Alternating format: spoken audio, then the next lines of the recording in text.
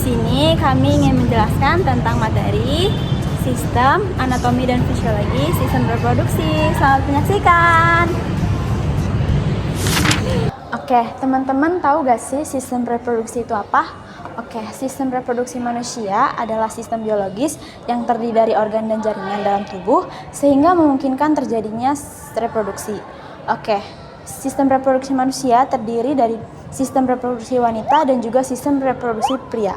Adapun beberapa fungsi dari sistem reproduksi, yang pertama adalah memproduksi sel reproduksi, sel sperma dari pria, sel telur dari wanita. Sel-sel reproduksi ini akan bertemu dan bersatu dalam proses pembuahan dan membentuk zigot dan berkembang menjadi janin. Yang kedua adalah menghasilkan hormon seksual. Organ reproduksi juga berperan penting dalam pembentukan hormon seksual dan mengatur perkembangan dan fungsi dari organ reproduksi dan mempengaruhi dalam seksual dan juga emosi manusia. Oke, fungsi yang ketiga adalah mengatur keseimbangan hormon. Organ reproduksi juga berperan penting dalam mengatur keseimbangan hormon dalam tubuh. Yang keempat adalah memungkinkan terjadinya kehamilan. Organ reproduksi wanita seperti rahim dan juga ovarium berperan penting dalam terjadinya kehamilan.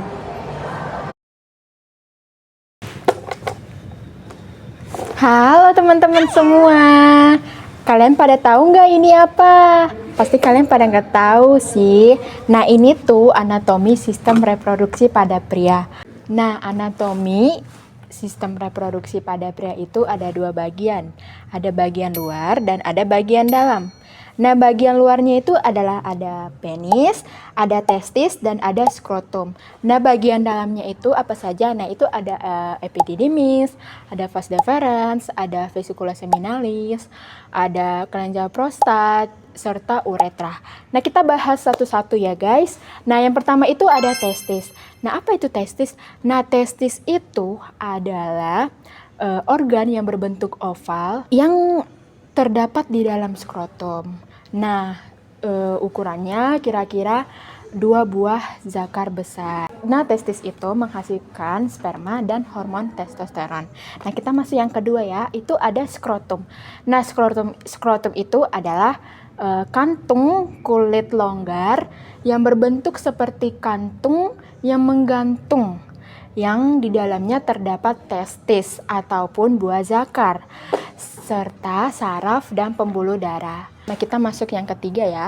Yang ketiga itu ada epididymis. Nah, apa itu epididymis? Epididymis itu adalah tabung panjang berliku yang terletak di belakang setiap testis. Nah, epididymis ini tempat pematangan atau penyimpanan pada sperma. Nah, yang keempat ada vas deferens. Nah, vas deferens ini adalah tabung panjang berotot yang membentang dari epididymis ke rongga panggul, tepatnya di belakang kandung kemih. Nah, vas deferens ini adalah saluran pengangkut sperma. Yang kelima itu ada vesicula seminalis. Apa itu vesicula seminalis? Nah, vesicula seminalis itu adalah kantung-kantung seperti kantung pada vas deferens. Nah, vesicula seminalis ini menghasilkan cairan nutrisi sperma. Kita masuk yang keenam ya. Nah, yang keenam itu ada kelenjar prostat. Nah, kelenjar prostat itu adalah kelenjar yang seukuran kenari. Nah, kelenjar prostat ini menghasilkan cairan yang membantu pergerakan sperma. Nah, kita masuk yang ketujuh, itu ada uretra. Nah, uretra itu adalah saluran keluarnya urin dan air mani. Nah, kita masuk yang terakhir nih. Kalian pasti pada nggak tahu kan yang terakhir? Aku kasih tahu ya yang terakhir itu. Yang terakhir itu ada penis. Nah, penis itu adalah alat ejakulasi dan kopulasi. Nah, penis itu adalah mengandung ujung saraf yang sensitif dan membentuk 3 bagian. Nah, apa saja itu? Ada akar. Nah, yang kedua ada batang. Nah, batang ini adalah badan dari penis yang berbentuk tabung dan silinder. Nah, yang ketiga ini ada kepala. Nah, kepala ini adalah ujung dari penis yang berbentuk kerucut. Oke, sekian ya penjelasan dari saya tentang anatomi sistem reproduksi pada pria. Terima kasih. Hai, jadi di sini saya akan menjelaskan tentang fisiologi reproduksi wanita. Regulasi hormon sumbu hipotalamus, hipofisis, dan juga ovarium. Pengendali utama ada pada hipotalamus, melepas GnRH. Kemudian yang kedua, hipofisis anterior, melepas FSH dan LH. Sedangkan yang ketiga ada ovarium, menghasilkan estrogen dan progesteron. Dan yang keempat itu ada LH, memicu ovulasi sel telur. Kemudian yang terakhir itu ada ovarium. Ovarium itu menghasilkan estrogen dan progesteron untuk mempersiapkan rahim. Jadi, alur kerja yang pertama itu ada GnRH, yaitu merangsang hipofisis. Kemudian yang kedua itu ada FSH, yaitu mematangkan folikel, bakal sel telur. Dan yang kedua itu ada fungsi dari ovarium, tempat pematangan ovum, oogenesis. Yang pertama itu estrogen, itu menebalkan dinding rahim, membentuk karakter seks sekunder. Dan yang kedua itu ada progesteron, itu mempertahankan kekebalan dinding rahim sel ovulasi. Tiga itu ada fungsi dari tuba Fallopi.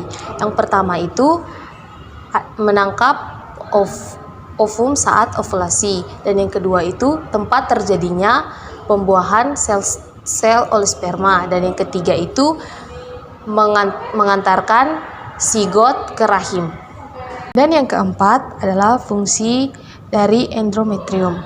Yang pertama itu adalah lapisan dalam rahim yang menebal setiap bulannya, dan yang kedua itu jika tidak terjadi pembuahan, luruh menjadi menstruasi, dan yang ketiga itu jika terjadi pembuahan akan terjadi menstruasi.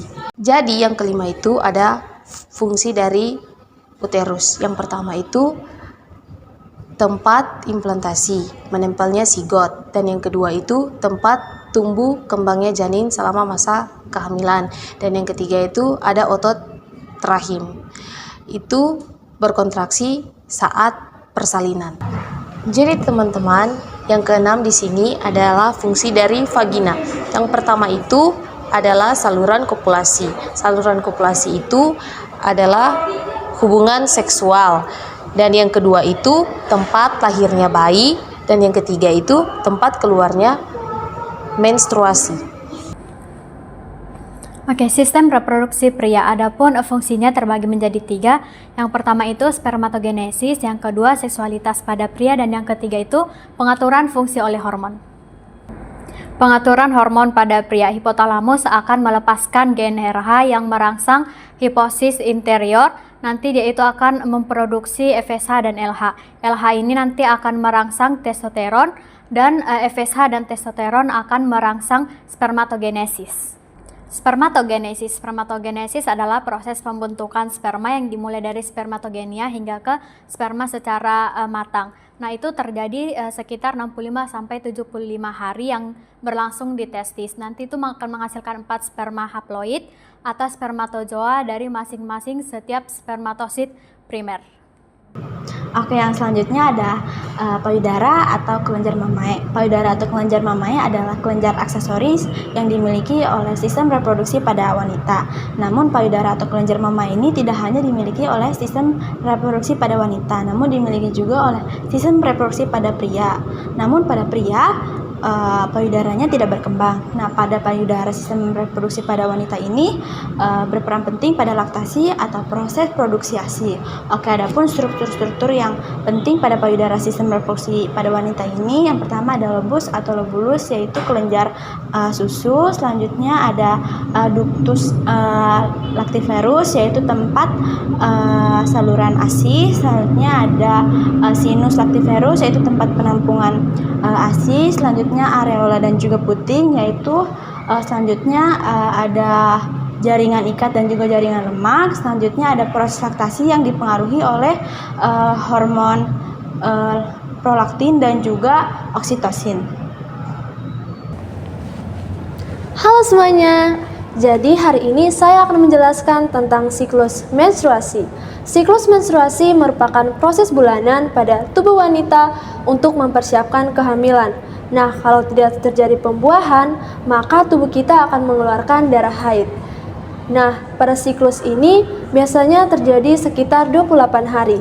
Nah, ada beberapa tahapannya. Yang pertama itu ada fase menstruasi pada hari ke-pertama sampai dengan hari ke-5. Dalam fase ini, dinding rahim yang sebelumnya menebal akan menjadi luruh dan keluarlah darah haid. Yang selanjutnya, tahapan yang kedua ada fase folikuler di hari ke-6 sampai dengan ke-13. Di sini, sel telur mulai matang dan dinding rahim mulai menebal sebagai persiapan.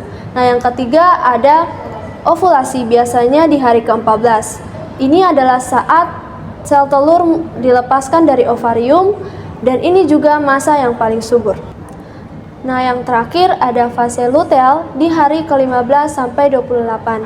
Di sini rahim siap untuk menerima kehamilan. Akan tetapi jika tidak terjadi pembuahan, maka akan terjadi siklus menstruasi lagi. Oke, selanjutnya adapun gangguan pada sistem reproduksi. Yang pertama ada infertilitas, mioma uterik, kista pada ovarium, terus prostatitis, dan juga penyakit menular seksual lainnya. Sekian video penjelasan dari kelompok kami. Terima kasih. Sekian video Sekian penjelasan